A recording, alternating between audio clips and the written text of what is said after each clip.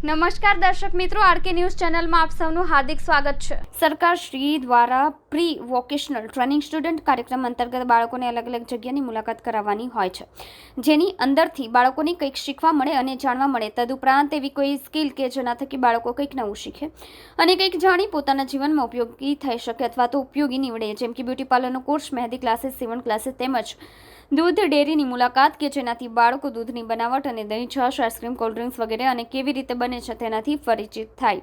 ત્યારબાદ કામરેજ સુગર ફેક્ટરીની મુલાકાતથી શેરડીનું વેચાણ તેમજ તેનો રસ કેવી રીતે નીકળે, તેમાંથી તે રસને ઉકાળીને તેનો ગોળ પણ બને છે તેમજ ખાંડ કેવી રીતે બને, તેનું પેકિંગ કેવી રીતે થાય, આ દરેક વસ્તુની બાળકો શીખે એવી રીતે પંચાયતની મુલાકાતથી પંચાયત દ્વારા વિવિધ કાર્યો જેવા કે જન્મ મરણની નોંધણી, આવકના દાખલા, પાન કાર્ડ, પાસપોર્ટ, આધાર કાર્ડમાં કાર્ડ વગેરે કાઢી આપવા માટે પંચાયતનું લખાણ વગેરે જરૂરી માહિતી ગામના તલાટી સાહેબ દીપેશભાઈ દ્વારા આપવામાં આવી।